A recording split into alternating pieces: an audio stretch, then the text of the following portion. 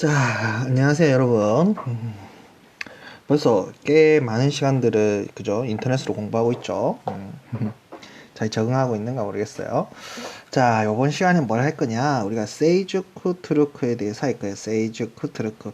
세이주쿠 트루크 저번 시간에 한번 얘기한 적 있어요. 아바스 왕조로부터 수이탄이라는 칭호를 받았었다. 근데 여기서 유의할 점 뭡니까? 처음은 아니다. 그 전부터 쓰고 있는 세력도 있었습니다. 그때 세이주쿠 트로크 했는데요. 자, 우리 세이주쿠 트로크는 어디서부터 시작이 되었냐? 자, 봅시다.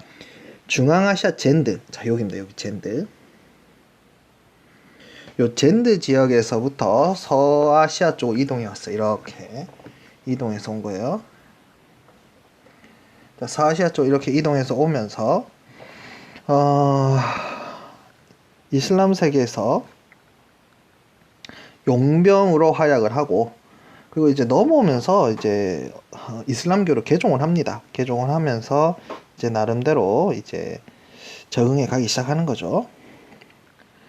자, 그래서 이 용병으로 활동을 하면서 힘을 가지다가 바그다드의 1055년 11세기네요. 그죠? 11세기에 그 당시 부하리 왕조가 바그다드를 점령하고, 바그다드에 있었던 아바스 왕조의 그러니까 칼리브는 사실상 힘이 없었잖아요.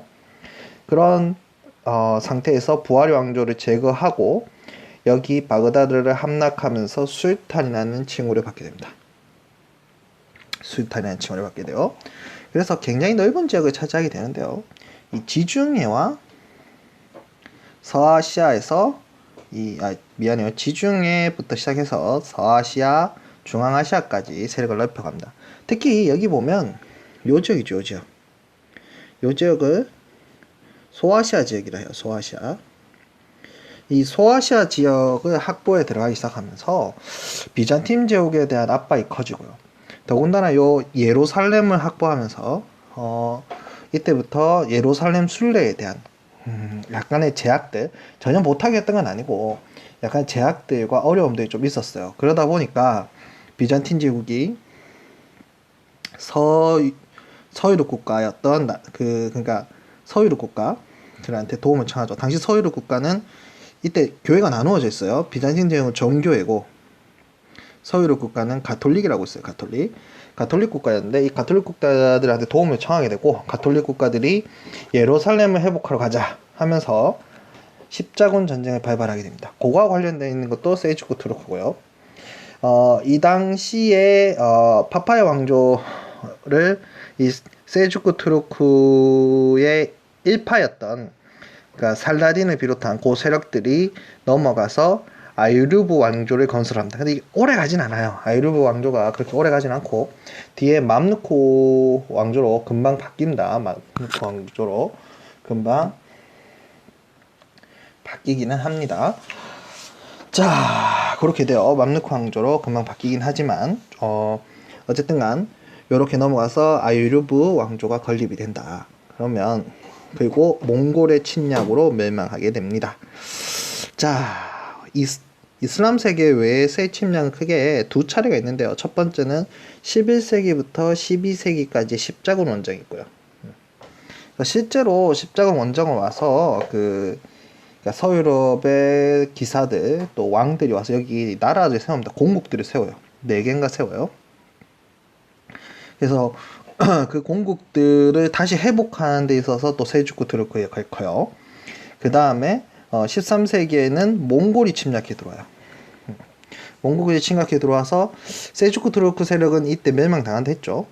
그리고 맘누크만이, 그러니까 파티마 다음에 아유르브 넘어가고 그 다음에 맘누크인데, 이 맘누크 세력이 그러니까 세워진 지 얼마 안 돼서 쳐들어오게 되는데 이걸 막아내요. 막아내서 이집트는 몽골의 침략을 면하게 됩니다. 그로 인해서. 그리고 요때 또 중요한 게 한 가지 있는데, 그러니까 아바스 왕조가 몽골에서 점령이 당하고 여기 그러니까 칼리브가 이 당시에 이제 죽음을 당해요. 근데 그 칼리브의 그러니까 자손들이 어디로 도망오냐? 이 맘누쿠 지역으로 도망을 와요. 그래서 칼리브가 이 맘누쿠 지역에서 계속 유지가 됩니다. 계속 유지가 돼요. 쌤이 저번에 한번 시간 때 아바스 왕조가 몽골한테 멸망당하고 난 다음에 칼리프가 사라졌다라고 얘기한 것 같은데 그게 아니고요. 아바스 왕조의 칼리브는 맘누쿠로 와서 그 유지된다. 물론 힘은 어떻겠어요. 대단히 약해진 상태에서 유지가 되겠죠. 요거 제가 설명한 이유가 나중에 가면 이 오스만 제국에 가면 또 일들이 있어서 그래요. 그럼 오늘 내용 한번 중요한 것만 위주로 한번 봅시다. 자, 일단 셀주크 투르크는 중앙아시아의 샌드 지역에서 서아시아로 이동했고 주로 용병으로 했다. 이 당시에 노예 용병이 굉장히 많았다 했죠. 주로 노예 용병으로 들어오거나 아니면 노예와 준하는 용병으로 들어와요. 그러니까 여러분 여기서 착각하면 안 되는 게 노예라고 하면 어떤 똑같은 취급을 받았던 게 아니야. 그러니까 쌤 말은 무슨 말이냐면 노예는 모든 시대와 모든 공간에서 똑같은 취급을 받았다고 생각하는 경향이 있어요. 그러니까 로마 시대 때 노예와 조선 시대 노예가 같다라고 생각하는 경향이 있어요. 그러니까 조선 시대 노비가 마치 노예와 같은 존재다 이렇게 생각하는 경향이 있거든요. 아닙니다, 알겠죠?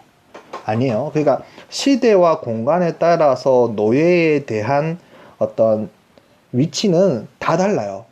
그래서 이 당시에 이슬람 세계의 노예 용병이라 해서 물론 이제 평민회보다는 권위가 낮았고 힘이 낮았겠지만 그렇다고 해서 우리가 흔히 아는 것처럼 그렇게 막 또 뭐라 해야 될까요? 막 막무가내로 대해도 되는 존재 그런 존재까지는 아니었던 것 같아요. 어쨌든 간 이슬람 사회에서 셀주크 투르크 세력이 들어오면서 용병으로 활약을 했고 이슬람을 개종하면서 주류 세력으로 되어가고요. 바그다드에 1055년에 입성을 해서 부하리 왕조를 제거하고 술탄이라는 칭호를 받았다. 자, 그러나 비잔티움 제국을 압박하고 특히 어디를 정복하면서 예루살렘을 정복하면서 서유럽 국가로부터 십자가 전쟁을 발발시키고 이 십자가 전쟁이 굉장히 오래 갑니다. 그 일파 중에 하나가 이제 이집트로 넘어와서 아이유브 왕조를 건설하고 요 아이유브 왕조는 맘누쿠 왕조한테 정복을 당하게 됩니다. 그리고 이후에 이 지역에 있었던 셀주크 투르크 세력은 몽골 침략에 의해서 멸망당하게 됐다. 됐죠? 그 다음에 이슬람 세력은 두 차례의 외부 세력의 침략을 받게 되는데 11세기 후반부터 12세기까지 십자가 원정으로 침입을 받았고 요게 정리될 때쯤 되니까 13세기에 또 몽골의 침략을 받게 된다. 여러분 굉장히 선생님 요 역사를 요 이슬람사를 선생님 나름대로 또 전공 서적들 찾아서 또 요번에 또 새로 읽고 했는데 굉장히 전쟁이 많아요. 의외로. 그래서 굉장히 전쟁이 많고 외부 침입도 많고요. 생각보다. 확실히 그런 얘기 했었잖아요. 메소포타미아 지역은 외부로부터의 들어오는 세력이 많다. 외부 진입 세력이 많다라는 얘기 했었잖아요. 그게 메소포타미아 문명에서 끝나는 게 아니라 이후에 이슬람까지도 계속 이어지는 경향이 있는 것 같습니다. 그래서 셀주크 투르크는 오늘 여기까지 할게요.